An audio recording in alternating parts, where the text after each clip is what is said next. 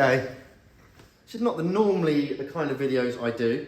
I normally don't get sucked into this sort of media hype chat. But this is something a bit different. Roadkill has been chopped. 'Tis no more. 13 years I've been watching Roadkill. And a bit gutted, to be honest. If you haven't watched any Roadkill and you're a fan of this channel, man, you need to get over there. You've been missing out. So, the story for Roadkill for me, I just stumbled across it randomly. I was Googling about because I was looking at buying a 1950 GMC half-ton pickup truck, which I did then buy, and then do a full reno on, which you can see on the channel. And they also pulled exactly the same truck out of a scrapyard, got it running in the scrapyard, and then drove it home. They're one of the first sort of shows to do that. And I just sort of got hooked ever from then onwards, really. And they've been a bit of an inspiration to sort of people like myself who are just messing around with stupid old cars, trying to make them go fast and go on adventures in them, kind of what it's all about. So yeah, that's how I got into it. That's how I know them. It wasn't just a TV show, it was more of like a lifestyle stuff. You just felt like you were just messing about with your mates and building cool stuff, full of inspirational bits and bobs. And kind of one of those things that probably helped me start the YouTube channel and build stupid things like this. Because watching those guys doing stupid stuff, you're like, oh yeah, I want a bit of that, that looks like great fun. And gives you inspiration that when your project is costing too much money or taking too much time or just being a pain in the ass, and you push it in the corner, put the cover on it, watch a bit of that or get involved with a bit of that, and it just gives you that boost again, helps you get back on it, gives you that inspiration.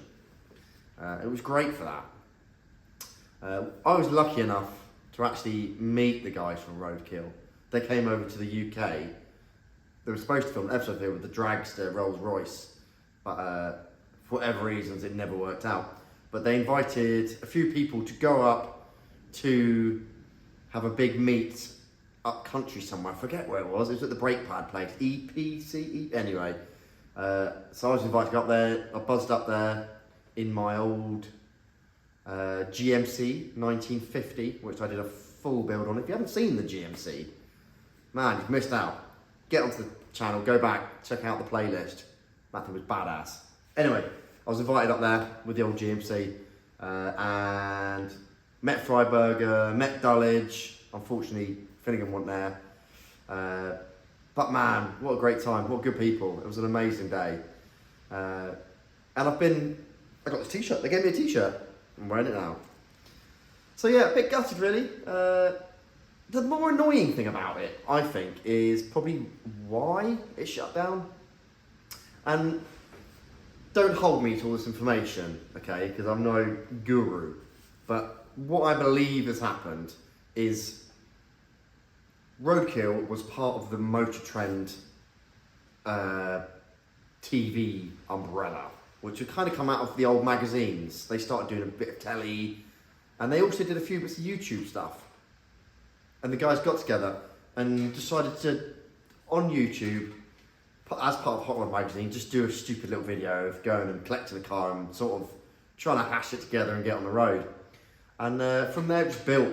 It built and built, turned into its own little show called Roadkill. It was off spin from the motorTrend sort of umbrella. motorTrend then got sold or bought up by the Discovery Channel. Now the Discovery Channel took it on, they kept it going under the umbrella motorTrend, as well as doing lots of other programmes, loads of good stuff. And that was all going well, until Discovery got bought out by Warner Brothers. Now, what I hear is they just bought, they bought an entire thing, and Roadkill and these little random little car shows, as niche and as cult classics, as niche and as cult as they are such a small little umbrella in the corner of a Discovery umbrella, which is under the umbrella of this giant corporate company, which, from what I hear, is doing pretty badly money-wise, and they're looking at ways to cut costs. They're just looking at spreadsheets. Here's a little program over here, making no money, just chop it off. And unfortunately, that's what happens when these things, these great little things that grow bigger and bigger and get bought up by these big companies, and they're not really in it for the soul. They're in it for the spondoolies. And I don't think it really ever really made much spondoolies. It was more of just a thing for the people. So Mike Finnegan's done a video all about this, which you should go and check it out. I'll put a link in the description below. And David Freiberger, both of them have done videos with a lot more information than me. But yeah, I just wanted to give a shout out and say that sucks. Big corporate companies are once again crushing these little cool programs. Another one bites the dust, really. Luckily, Finnegan's on YouTube and has been for a couple of years now, and so have the other guys. So I'm sure they'll all do alright out of it. But yeah, that's the end of that. Well, I'm not going to waffle on about this all day. Life goes on. But I just thought it was worth mentioning, worth chatting about. We've got another video coming out on this old girl very soon. She is slightly wounded, which is where you may have noticed this sat right here. Not the Porsche, but the block. We have another block. So anyway, that's on the next Volvo video. So don't forget, if you've not seen Roadkill, check it out. Links below for all the guys. Yeah, Roadkill, signing off. Take it easy. Bye.